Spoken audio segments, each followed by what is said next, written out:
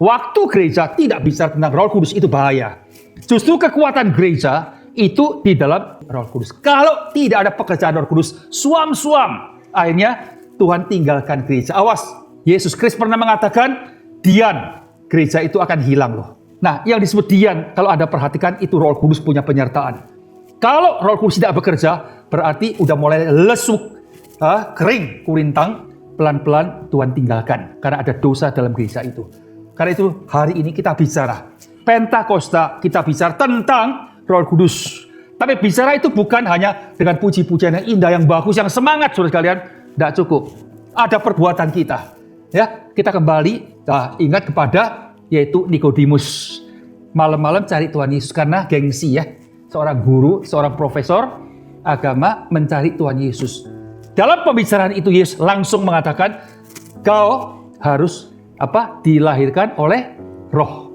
Yang dilahirkan oleh manusia tetap manusia jasmani, ya, kedagingan. Tapi harus born again melalui Roh. Nah, di sini kita melihat ya. Dalam ajaran Tuhan Yesus bahwa Roh itu penting sekali. Anda dan saya mulai harus dengan Roh. Tapi kamu akan menerima kuasa kalau Roh Kudus turun ke atas kamu. Dan kamu akan menjadi saksi-saksiku di Yerusalem dan di seluruh Yudea, Samaria, sampai ke ujung bumi. Roh Kudus kuncinya. Ya, kalau melihat kondisi keadaan seminggu yang lalu menjual, menfitnah dan mengkhianati Tuhan Yesus, sekarang lihat Roh Kudus datang menjadi suatu pengharapan yang luar biasa. Jadi kalau Anda dan saya menjadi anak Tuhan, ya udah betul-betul Kristen, jangan mengatakan saya orangnya begini dari sononya. Jangan salahkan saya, memang saya diciptakan seperti ini. Jangan, nggak boleh. Itu bukan lagi perkataan seorang Kristen. Next, ternyata perlu suatu reformasi dalam yaitu hati kita. Perlu satu renewal terjadi dalam mindset kita. Nah, hanya dengan demikian Roh Tuhan akan bekerja. Jemaat yang saya kasih, saya ceritakan semua ini supaya Anda melihat satu hal ya. Mula-mula harus kembali kepada born again. Anda jangan puas dengan KTP, ada agama, termasuk agama Kristen. Itu tidak akan menyelamatkan Anda. Tidak. Ya, awas. Banyak tertipu karena ini. Oh, saya udah Kristen, saya udah dibaptis. Enggak. Tapi pertanyaan adalah, ada tidak suatu pertobatan yang sejati dalam kehidupan kita? Itu sangat penting sekali.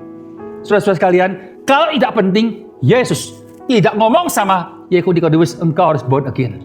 Jadi pertobatan itu terlebih dahulu, setelah itu baru dibaptis. Jangan sampai tidak ada pertobatan di hadapan Tuhan, terus dibaptis.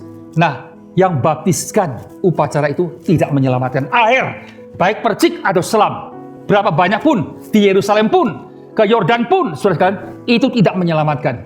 Kenapa hanya Yesus? Kenapa bukan yang lain? Saudara sekalian, yang lain hebat, kita harus pelajarin, mereka punya ajaran. Tapi bicara mengenai keselamatan akhirat, sekali lagi, kalau dia sendiri mati, kalau dia sendiri tidak bisa menyelamatkan diri sendiri, gimana dia bisa menyelamatkan saya yang nantinya? Enggak. Firman Tuhan jelas mengatakan, awas, awas. Ada banyak jalan, sepertinya aman, tapi akhirnya ujungnya yaitu penyesatan. Dan waktu saya sadar, tidak ada kesempatan lagi. Jangan sampai penyesalan terjadi. Saat ini juga Anda harus berpikir kembali. Ya, mengevaluasi kembali. Kepercayaan Anda, yang saya percaya itu hidup atau mati. Kalau mati, cukup menjadi teladan. Tidak menjadi suatu penyerahan hidup saya kemudian kepada dia. Tidak. Anda akan menyesal. Ya, jelas. Tapi Yesus Kristus mengatakan jelas sekali, aku Alfa, aku Omega.